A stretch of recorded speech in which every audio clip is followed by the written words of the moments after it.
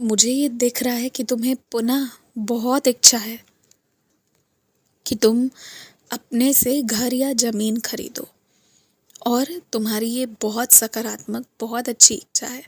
तुम्हारे परिवार को इससे बहुत खुशी और आराम भी मिलेगा। लेकिन मेरी एक सलाह अगर तुम मानो तो मैं बस यही कहना चाहूँगा ना कि तुम 6 महीना तक, अब आने वाले 6 महीने, ना तो तुम कोई घर ज़मीन खोजना, ना ही किसी शहर के बारे में सोचना।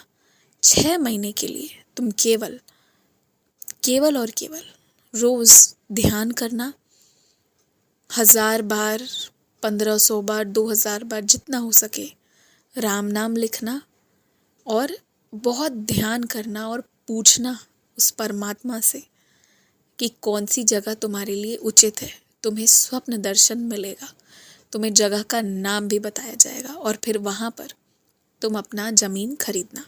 मेरे आशीर्वाद से वहाँ पर तुम्हारा सब कुछ अच्छा होगा, क्योंकि अभी तुम जो जगहों को देख रहे हो ना, उनकी भूमि शायद तुम्हारे लिए उतनी सकारात्मक सिद्ध ना हो, और तुम जिस शहर में भी देख रहे हो शायद वहाँ ना लेकर किसी दूसरे तुम्हारे पसंदीदा शहर में लेना हो।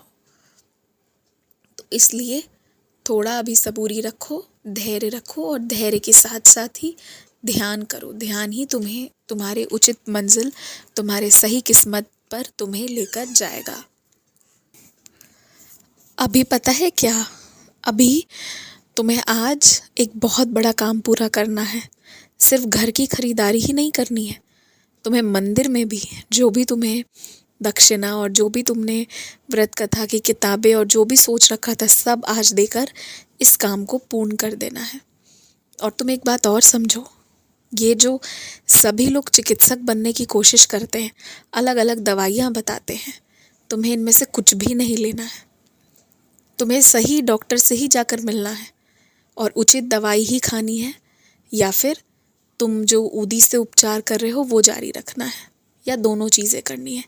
लेकिन 10 लोगों की बातें सुनोगे जिसमें से कोई भी उस विषय का ज्ञानी नहीं है, सिर्फ अपने अनुभव बता रहा है, तो वो तुम्हारे लिए खतरनाक हो सकता है, क्योंकि ज्ञान नहीं है, बस थोड़ा सा अनुभव है जो कि तुम्हारे परेशानी से मिलता जुलता है, पर वो नहीं है, एकदम वैसा नहीं है, थोड़ा अलग है। इसलिए ऐसे ही लोगों के बता देने पर कोई भी दवाई उठाकर मत खा लिया करो।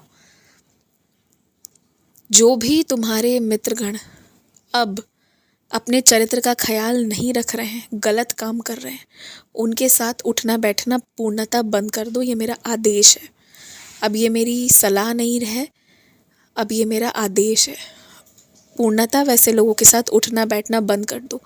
अगर नहीं करोगे तो कुछ ही महीनों में तुम्हारा नाम भी बिना कुछ किए गलत चीज़ों में आएगा।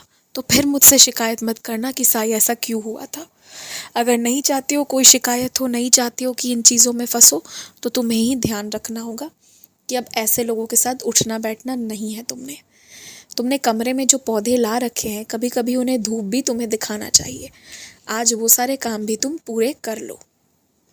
तुम्हारे घर का तीज त्योहार जितनी भी तुम कर रहे हो, तुम्हें सबका पुण्य मिलेगा, और अभी भी जो भी तुम त्योहार मनाओगे सब बहुत अच्छे से पूर्ण होगा।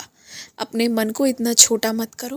मैं जानता हूँ परिस्थिति विकट नहीं है, बस वो बना दी गई है कुछ लोगों के द्वारा। हर सांस, हर समय मुश्किल बनाया गया है, लेकिन तुम्हारी तकलीफ़ देख कर ना मैं इतना उदास हो गया हूँ कि लोग तुम्हारे साथ जैसा कर रहे हैं ना, उन्हें इसी साल उनके गलती की सज़ा मिलेगी। सबको अब सब कुछ समझ में आ जाएगा। तुम चिंता मत करो। पहले तो मुझे लग रहा था कि तुम्हारे कुछ कर्म कटवाने हैं, तो ये प्रक्रिया अभी कुछ महीनों तक चले, पर अब मुझे लगता है कि नहीं, इस चीज़ को यहाँ बंद करना आवश्यक है। इसलिए तुम चिंता मत करो, तुम्हारा साई आ चुका है, सब ठीक हो जाएगा। खुश रहो।